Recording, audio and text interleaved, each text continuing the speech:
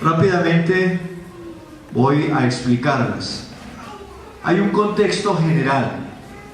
Job, protagonista de la primera lectura, es la imagen del hombre que está en este mundo sometido a las vicisitudes y a las dificultades de la existencia. En una parte del libro, el mismo Job exclama: la vida humana en esta tierra es como un servicio militar, es decir, es exigente, es dura, es pesada, tanto que Job en un momento dado llega a maldecir el día en que nació. Esa es la situación del ser humano en esta tierra. Estamos sometidos a la angustia, al dolor, al sufrimiento, a los problemas. Nosotros quisiéramos, cada uno de nosotros quisiera tener una vida feliz, tranquila, pero no, la realidad es otra. La realidad es que vivimos sometidos permanentemente al mal, en todas sus formas. Al mal físico, al mal moral, al mal espiritual, al mal social. Estamos sometidos al mal. En ese contexto, como nos lo enseña el Evangelio, el Señor elige a sus discípulos y los elige precisamente para enviarlos a predicar el Evangelio.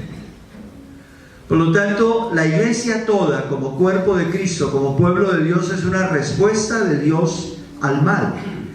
Es una respuesta concreta de consuelo, de ayuda, de venir el Señor a hacer posible que esa vida del ser humano sobre la tierra, dura, difícil, se pueda vivir de una manera diferente, se pueda vivir con esperanza, con perspectivas, con apertura de futuro. Por eso el Señor elige dentro de la iglesia a algunos que lideren el pueblo, de tal manera que toda la iglesia como pueblo de Dios pueda ser consuelo y fortaleza para la humanidad, para cada uno de los seres humanos que sufren. Y hay como tres características fundamentales del ministerio que resalta el Evangelio de hoy. La primera, cuando el ministro llega a ejercer su ministerio, lo hace en el nombre del Señor. El ministro no lleva su propio mensaje, el ministro no hace su propia obra, porque el mensaje es el mensaje del Evangelio. La obra es la obra salvadora del Señor. El ministro es simplemente un servidor. Por eso el mundo, y la iglesia en concreto, acoge al ministro como representante de Dios. El Señor lo dice claramente: el que recibe a uno de ustedes en mi nombre, a mí me recibe. Por eso la primera conciencia clara que nosotros tenemos que tener es que somos servidores del amor de Dios en la tierra. Somos servidores del consuelo de Dios al que sufre. Somos ayuda de Dios al que la necesita. Estamos para el servicio de los demás. Por nuestra propia cuenta no somos capaces de nada. Todo es don, todo es misericordia del Señor que actúa a través de nosotros. Y esto necesariamente nos tiene que llevar a ser humildes, profundamente humildes. El texto del Evangelio parte de una pelea, de una disputa que hubo entre los discípulos. ¿Quién era el más importante? ¿Quién era el que era verdaderamente el mayor entre todos, el que mandaba entre todos?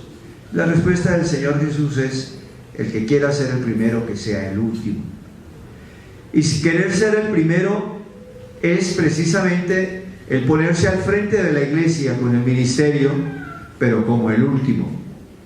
El Papa Francisco nos dice: el ministro tiene que estar adelante del pueblo de Dios, pero también en medio y al final, detrás del pueblo de Dios. Esto requiere una humildad profunda de parte nuestra. No somos más que los demás. En ningún sentido somos más que los demás. Somos simples servidores del Señor.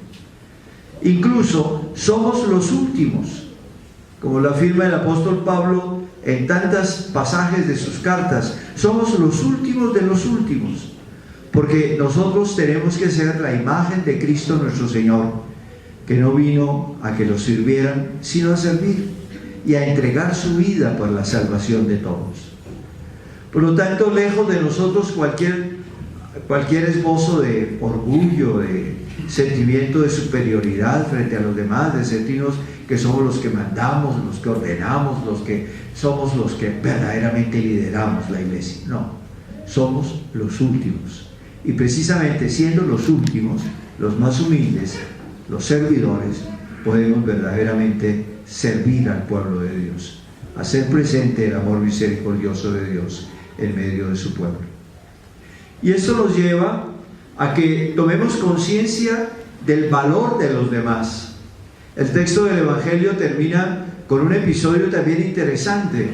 Los discípulos se le acercan al Señor a decirle: mira, hay alguien que está haciendo obras en nombre tuyo, pero no es nuestro, no es de los nuestros, no camina con nosotros.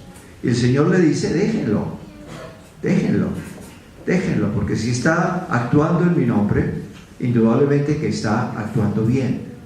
Y esto significa, por lo tanto, que los discípulos deben reconocer en cómo actúa el Señor por medio de los demás y cómo actúa en los demás, incluso cuando aparentemente esa persona no está en comunión profunda con nosotros. La tolerancia, la capacidad de aceptar y de respetar a los demás tiene que ser también una característica fundamental del ministro. Servidores en nombre del Señor Jesucristo. Por lo tanto, humildes, tolerantes, respetuosos, siempre al servicio de los demás, colocándonos al final, detrás del pueblo, para poder ir enfrente guiando al pueblo. Pidámosle al Señor por todos los que Él ha llamado al ministerio en la iglesia. Pidámosle al Señor por el Papa, por los obispos, por los sacerdotes, por los diáconos, y pidamos de hoy por los que reciben estos ministerios, para que ellos en su caminar hacia el diaconado vayan aprendiendo a tener en sí mismos, en su corazón, estos sentimientos que son los sentimientos propios de Cristo el servidor.